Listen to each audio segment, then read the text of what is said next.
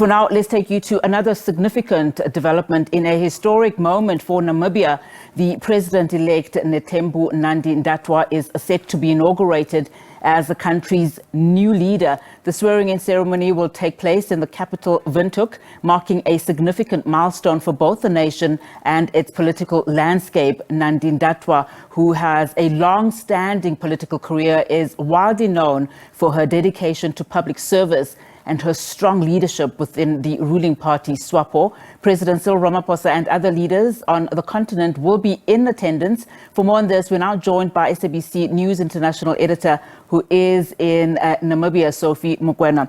Sophie, a very good afternoon, a very good morning rather to you. I know you've been in Namibia for some time now. You also had the honor to speak to the president-elect. Just talk to us about how significant this day is, not only for Namibia, but for the SADC region.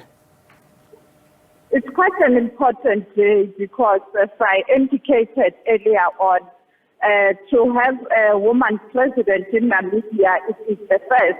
I'm actually right now looking at former President Thabo Mbeki, who has just arrived.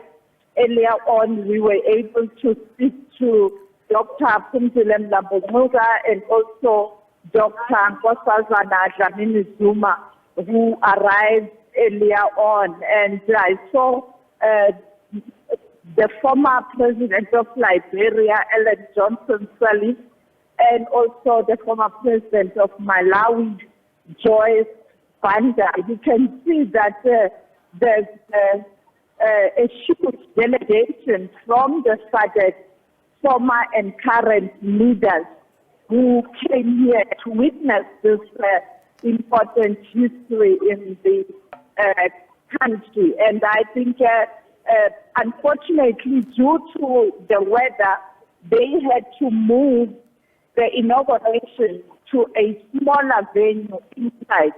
And it's a bit difficult to operate and to work because of the venue is very small. It is now at the State House. The damage in the countryside because of the rain is quite huge. We saw the roads that are damaged and the bridges.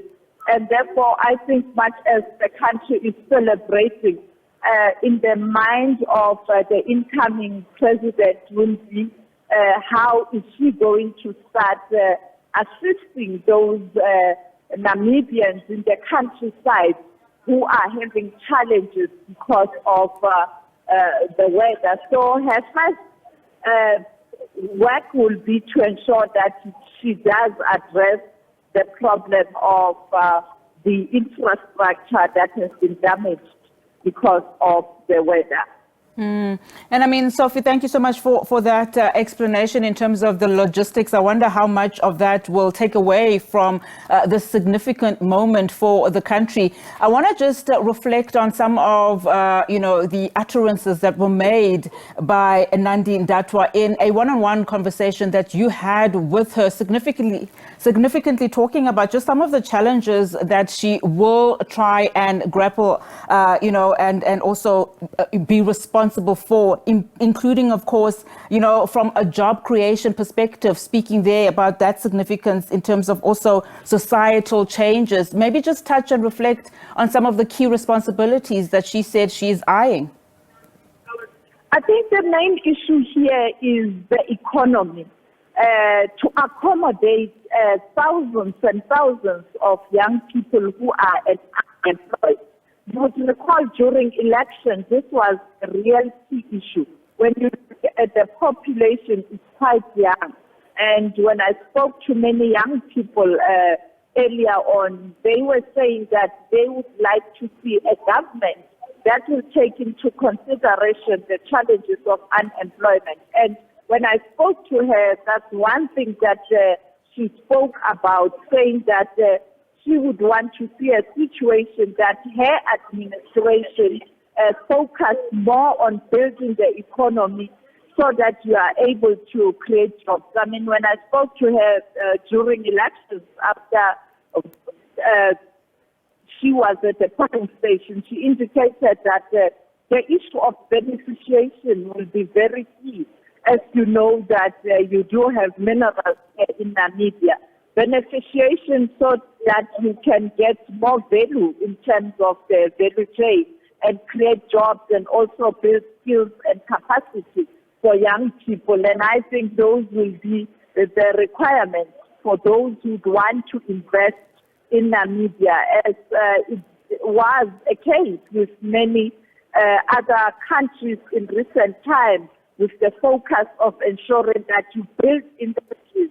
You don't just take the minerals of the country. And very quickly, Sophie, as we wrap our conversation, just give us a sense in terms of course, notwithstanding those logistical changes that you've just mentioned, just to give us a sense in terms of what we can expect. We know, of course, President Cyril Ramaphosa is expected to be attending. Other world leaders, including those in the continent, will also be in attendance. We saw earlier, of course, representatives from the ANC with the first Deputy Secretary General there also attending this important occasion. Just a sense then in terms of what we can expect later on. Well, I just saw the chairperson of the African Union. You know that the president of Angola is the current chair of the African Union. He arrived, and I think the program is going to be quite short because of all the changes.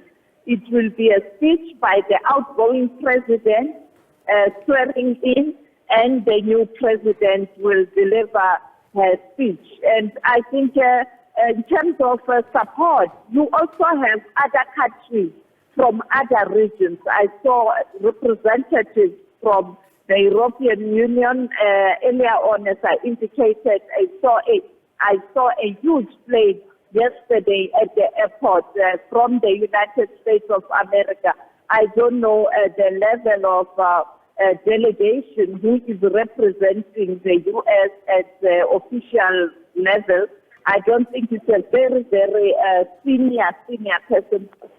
The U.S. is also here, and therefore you can see that there's really huge interest in ensuring that when this country is celebrating this historic moment, they are here to also witness that. And I also saw the former minister of South Africa, that is Lindiwe Zulu. She is also here. I saw the former president of the Women's League, Bathabile Dlamini, to mention those in the SADC region. The sister parties are well represented here. And we expect also President Emmerson Mnangagwa, the current chair of SADC, to be here, and he's going to arrive this morning. So there's huge attendance. Unfortunately, due to the weather, working is quite important. Absolutely. It's very difficult. Absolutely. Sophie, thank you so much for that. I have no doubt we'll be touching base with you in a little while as you continue to give us that coverage. Of course, that is international news editor there for us, Sophie Mokoena, coming to us in this historic moment, essentially, for Namibia. And it is, in essence, a celebration for the country, the SADC region, as well, in terms of the first woman leader for the country. But we'll continue then to give you this information.